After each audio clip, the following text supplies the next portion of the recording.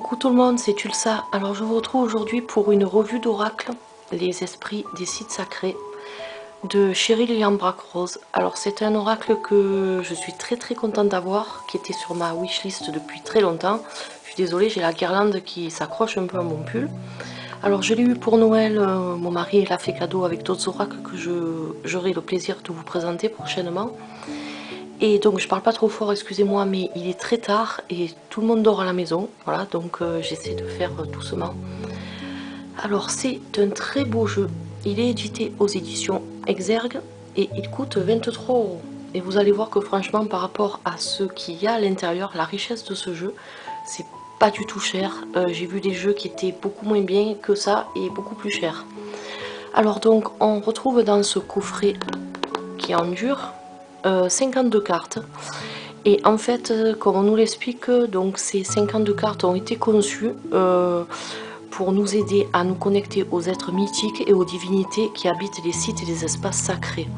Mais aussi, ce qui est intéressant, c'est que vous allez pouvoir vraiment travailler votre intuition librement avec cet oracle-là. Vous ne serez pas influencé par un livre qui vous donne des textes qui durent, qui sont très longs et qui au final sont des fois très difficiles à comprendre.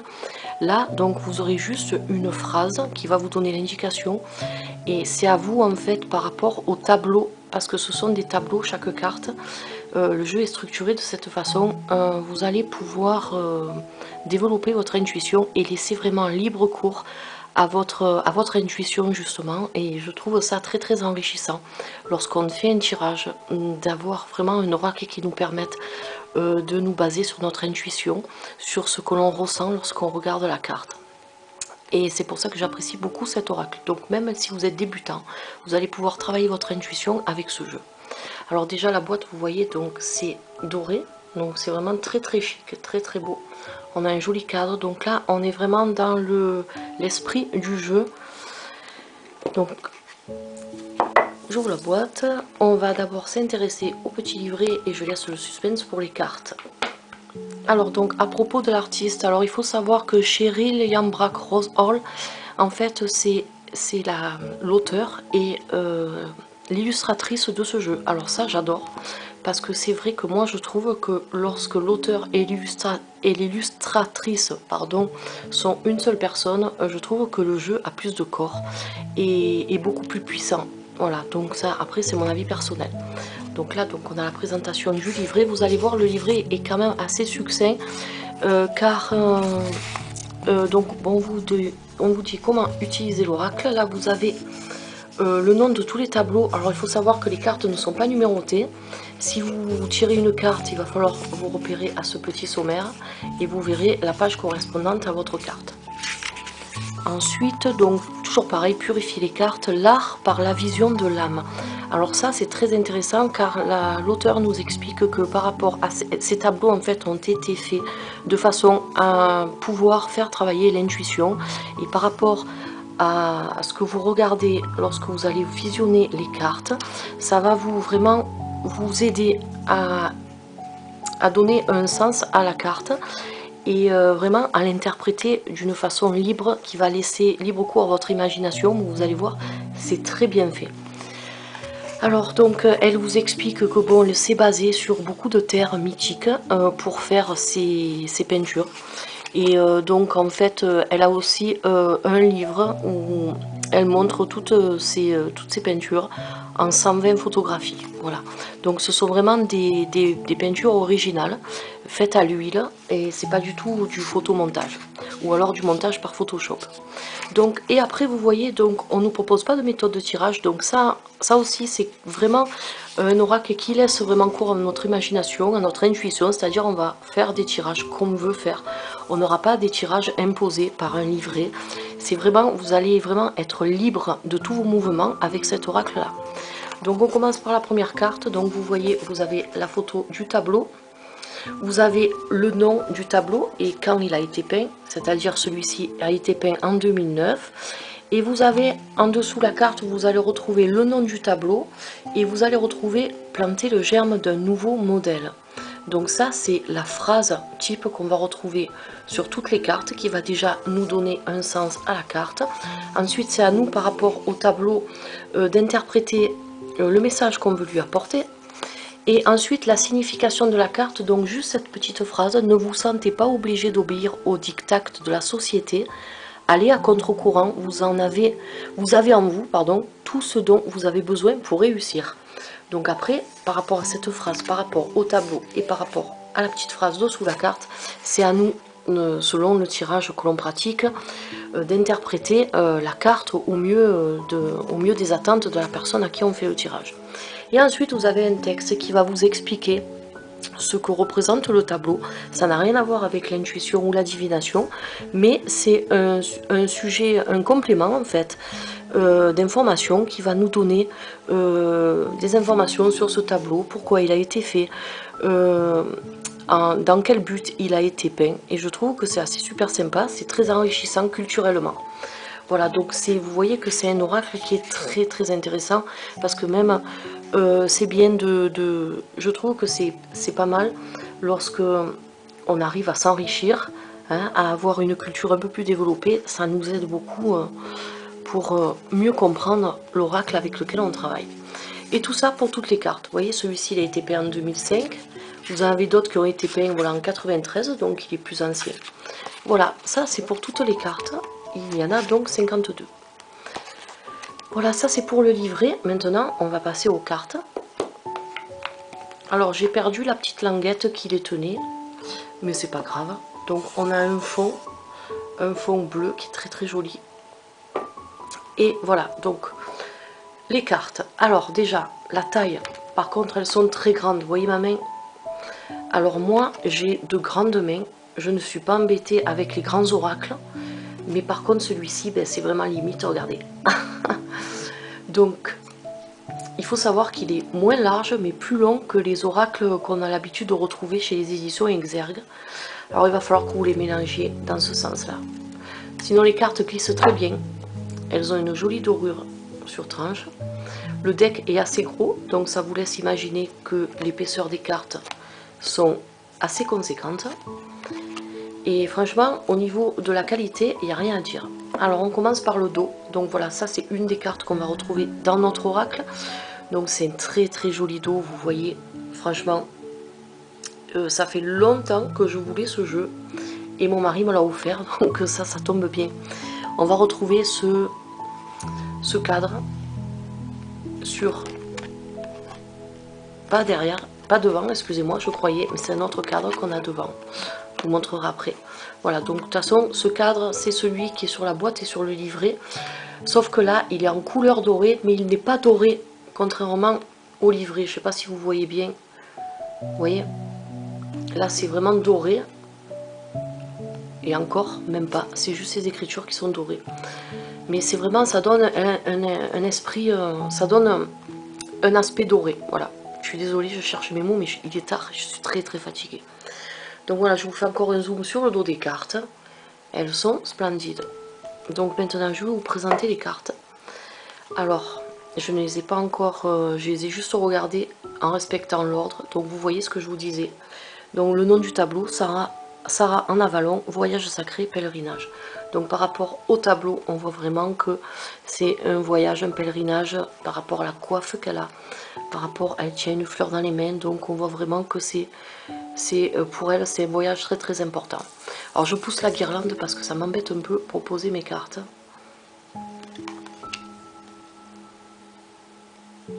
Et je vous laisse admirer les cartes en musique.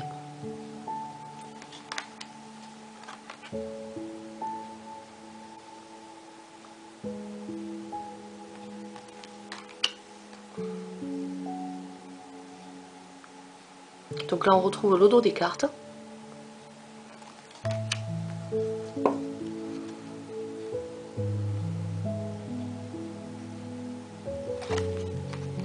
J'ai oublié de vous préciser aussi, donc vous avez ce cadre qui est très très joli, qui représente un cadre qui nous fait penser à un cadre qui entoure les tableaux lorsqu'ils sont encadrés. Donc c'est vraiment un très très joli bord. Et vous voyez que bon, là vous avez une frise, mais ça respecte quand même, ça ne gâche pas, disons, l'illustration de la carte.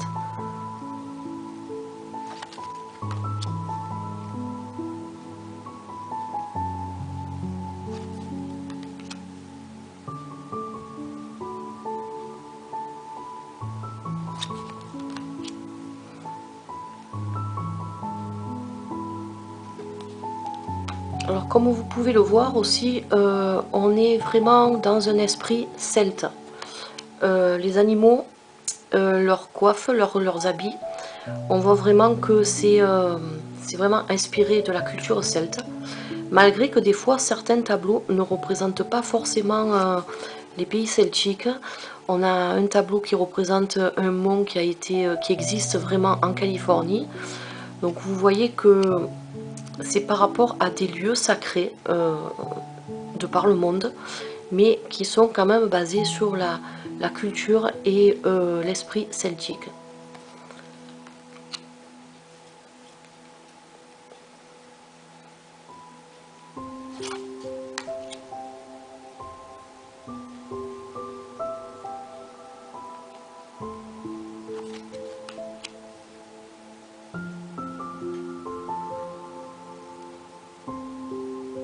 Vous voyez, Merlin, ça montre bien, encore une fois, que c'est vraiment un oracle celte. J'aime beaucoup parce que c'est vrai que c'est très très puissant. Je n'ai pas encore fait de tirage avec ce jeu parce que je voulais vous faire la review avant, mais disons que lorsque j'ai un jeu dans les mains, je sens de suite si je veux avoir une bonne connexion avec ou pas. Des fois il y a des jeux qui sont très beaux, mais avec qui je n'arrive pas bien à travailler, ou disons que je ne suis pas très à l'aise. Voilà, c'est celui-ci, le mont en Californie, je crois que c'est celui-ci, malgré la... peut-être que c'est pas celui-ci, il y a la neige, je me trompe peut-être, je me trompe sûrement même, c'est sûrement un autre, je suis désolée. Donc pour en revenir, il y a certains jeux, ben, j'accroche pas, même s'ils sont très beaux. Quand je fais un tirage avec, je n'arrive vraiment pas à tirer quelque chose à sortir un tirage très développé. Et souvent, des fois, j'arrive pas trop à trouver mes mots. Bon, ça m'arrive aussi quand je suis fatiguée, mais disons qu'il y a des oracles qui m'attirent moins. Et celui-ci, je sens quand je le manipule, il se passe quelque chose avec ce jeu. Et je sens que je vais avoir une bonne connexion avec. Et en plus, comme je vous disais au début, le fait qu'on nous propose de laisser cours à notre intuition, on a toute liberté d'interprétation par rapport au tableau, par rapport aux mots. Donc ça, c'est vraiment très agréable d'avoir la liberté d'un oracle dans les mains en fait. Lorsqu'on fait un tirage, j'aime pas trop des fois, par exemple l'oracle de Kuan Yin, il est très beau, il est très bien, mais on est quand même assez prisonnier, on va dire en quelque sorte, du livre, car si on n'a pas le livre, on ne peut pas du tout interpréter les cartes. Mais là par contre, on est libre et on peut vraiment s'approprier l'oracle par rapport à notre personnalité, par rapport à ce qu'on ressent.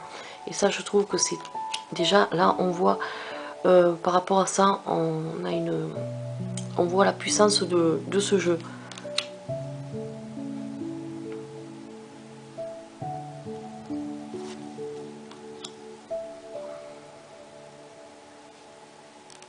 Vous voyez par exemple celle-ci, saisissez l'opportunité qui se présente, donc c'est clair, c'est précis, et c'est vrai que voilà, là on voit par rapport à cette illustration, donc on peut avoir plusieurs informations par rapport à la phrase et par rapport à l'illustration selon la question de notre tirage. Donc ça, si c'est un tirage amoureux, si c'est un tirage d'ordre professionnel ou autre, on arrivera de toute façon à interpréter facilement pour n'importe quelle question. Et ça, je trouve que c'est très bien, parce que des fois il y a certains jeux, c'est vrai aussi que si on fait un tirage professionnel ou amoureux, ben, il ne correspondra pas vraiment à notre question, car ce sera déjà une carte qui sera basée que sur le professionnel ou que sur le sentimental. Alors que là, c'est neutre, et c'est à nous après d'adapter l'interprétation de la carte par rapport à notre question et à notre sujet. Donc ça c'est bien aussi, je trouve.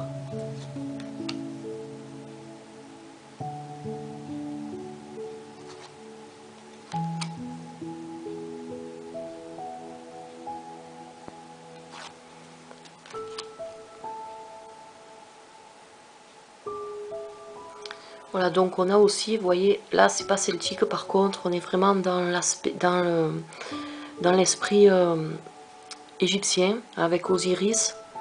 Mais vous voyez que l'auteur sait mélanger plusieurs cultures tout en créant quand même une harmonie.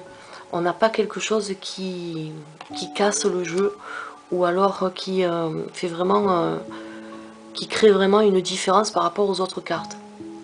J'aime beaucoup celle-ci, elle est trop belle avec le petit bébé. Ils sont trop mignons tous les deux. Vous voyez, de nouvelles énergies arrivent avec la naissance d'un bébé. C'est superbe. Régénération, mort et renaissance. Donc ça j'aime beaucoup parce que la mort n'est pas du tout interprétée de façon fatale avec cet oracle là. Donc on voit que après la mort il y a la renaissance, donc la fin de quelque chose en fait, pour pouvoir faire renaître une situation ou quelque chose d'autre, mais ce n'est pas la fin de quelqu'un ou de quelque chose, donc ça j'apprécie beaucoup quand même.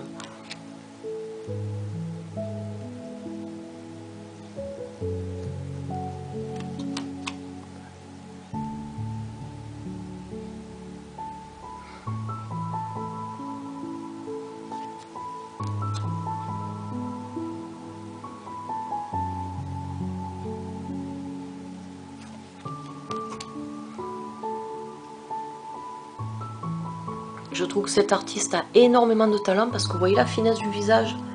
On dirait presque que ça a été travaillé, que c'est une photo qui a été travaillée, mais pas du tout.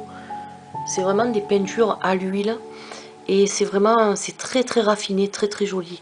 On voit les moindres détails, par exemple l'os sur la main, je trouve ça splendide. Quand on arrive, un artiste arrive à recréer vraiment la finesse des traits d'une personne. C'est vraiment très beau.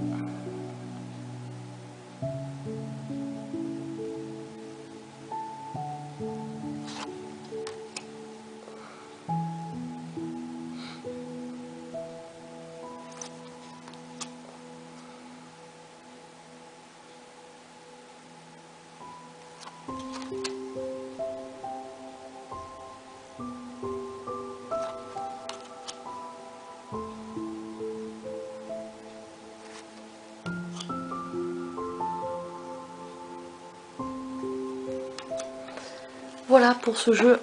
Hop là, j'ai shooté la caméra, je suis désolée. Donc j'espère que ça vous aura plu. Si vous hésitez, moi j'ai longtemps hésité avec cet oracle. Car j'avais vu une review qui n'en disait pas trop du bien. Soi-disant la qualité des cartes n'était pas très bonne, la qualité de la dorure n'était pas très bonne non plus. Moi je trouve que c'est un très beau jeu. La qualité y est, donc l'épaisseur du deck elle y est aussi. On n'est vraiment pas déçu, et puis le livre nous donne quand même assez d'informations, un minimum. Voilà, on a la base du sens de la carte, et après c'est à nous, par rapport à notre intuition, par rapport à ce qu'on voit, de développer et vraiment de sortir un tirage très intéressant. J'essaie de retrouver la carte dont je vous parlais parce que j'aime pas rester sur quelque chose qui n'est une formation erronée. En fait, quand je vous ai dit tout à l'heure, en Californie, c'était pas du tout la carte avec la neige, parce qu'on sait très bien qu'en Californie, il ne neige pas, je pense pas. Même pas au nord de la Californie, ou alors c'est vraiment quelque chose d'exceptionnel. Je sais plus où c'est, je suis désolée. J'essaie de vous retrouver ça.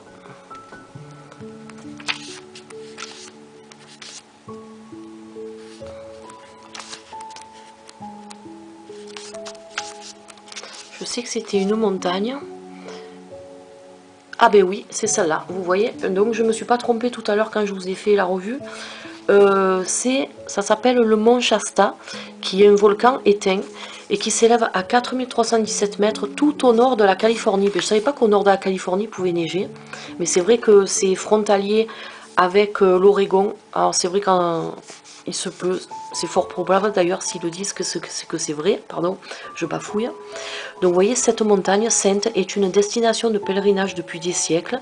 Les prairies alpestres ont accueilli sous les cèdres odorants des stupas tibétains et des monastères bouddhistes. Donc je vous lis pas tout, mais ceux qui voyaient donc l'esprit du jeu. Donc non seulement on a l'information de la carte qui va nous permettre de développer notre intuition, c'est-à-dire l'image plus le petit texte là. Et on a carrément un texte qui nous explique le tableau. Et ça, c'est vraiment historique. Et je trouve que c'est bien parce que ça nous apporte un vrai plus, comme je vous disais tout à l'heure. Donc moi, j'aime beaucoup en savoir un peu plus sur une carte, sur un jeu.